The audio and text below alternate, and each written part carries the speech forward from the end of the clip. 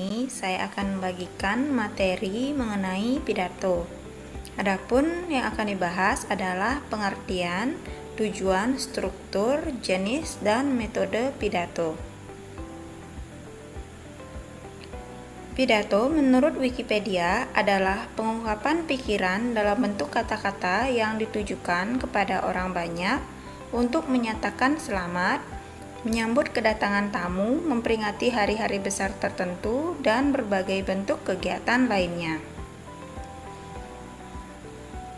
Adapun tujuan pidato diantaranya yang pertama, untuk memberikan pemahaman atau informasi penting kepada orang banyak.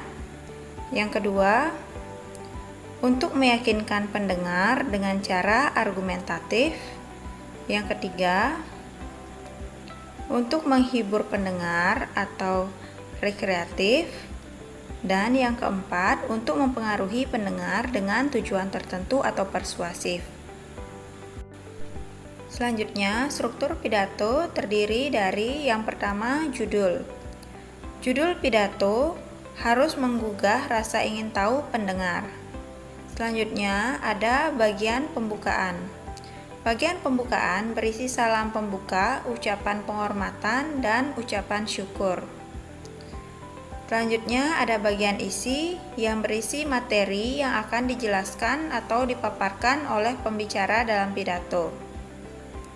Bagian penutup yang berisi simpulan dan harapan atas apa yang disampaikan oleh pembicara.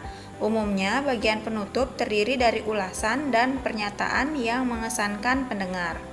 Dan struktur pidato yang terakhir, salam penutup yang berisi salam dan ucapan terima kasih. Adapun jenis-jenis pidato diantaranya pidato pembukaan. Biasanya pidato ini berupa pidato singkat yang dibawakan oleh pembawa acara atau MC. Pidato pengarahan. Pidato yang tujuannya untuk memberikan pengarahan tentang sesuatu.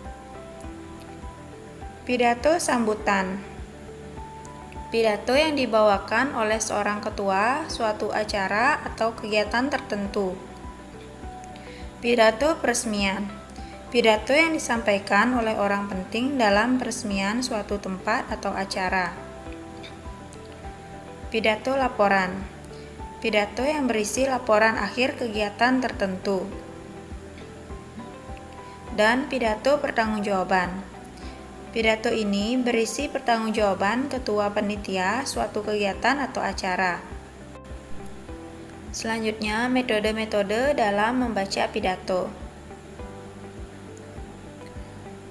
Terdapat 4 metode dalam membaca pidato, diantaranya metode naskah, metode menghafal, metode impromptu atau spontan, dan metode extemporan. Seperti apa keempat metode ini? Berikut penjelasannya. Dimulai dari yang pertama, metode membaca naskah. Metode membaca naskah merupakan metode yang digunakan di mana orang yang menyampaikan pidato membaca naskah pidato dari awal hingga akhir pidato yang sudah disiapkan sebelum berpidato. Biasanya, metode ini digunakan dalam forum resmi. Contohnya, pada pidato kenegaraan, kemudian pidato sambutan, dan pidato laporan. Yang kedua, metode menghafal. Metode menghafal merupakan metode yang digunakan di mana orang yang menyampaikan pidato tidak membaca naskah pidato yang sudah disiapkan sebelumnya, melainkan menghafalkannya terlebih dahulu. Adapun keunggulan metode menghafal apabila sudah hafal benar adalah lancar, tidak ada yang salah, dan dapat melakukan kontak mata dengan audiens. Selain keunggulan, ada pula kelemahan dalam metode menghafal. Di antaranya, yang pertama, berbicara cenderung cepat tanpa penghayatan. Yang kedua, kurang dapat menyesuaikan dengan situasi dan reaksi dari audiens. Dan Kelemahan yang ketiga, dapat gagal total jika tidak benar-benar menghafalnya.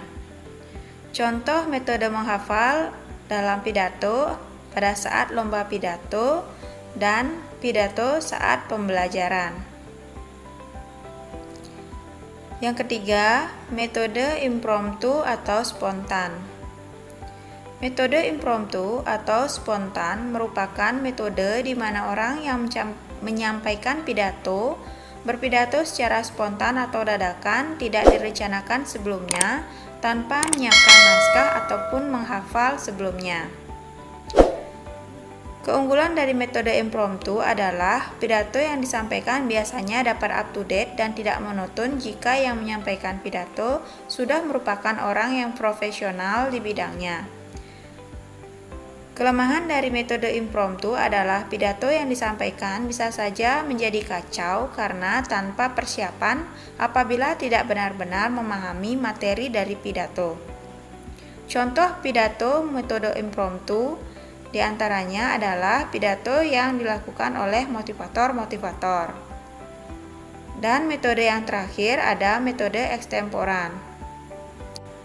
Metode ekstemporan merupakan metode di mana orang yang menyampaikan pidato menyiapkan catatan kerangka isi pidato yang nantinya dijabarkan pada saat melakukan pidato atau pada saat berpidato.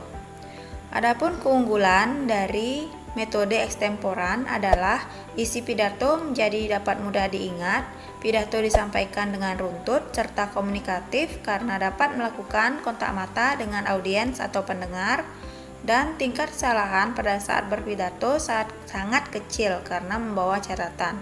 Sedangkan kelemahannya adalah sering melihat catatan isi pidato dan terkesan kurang melakukan persiapan.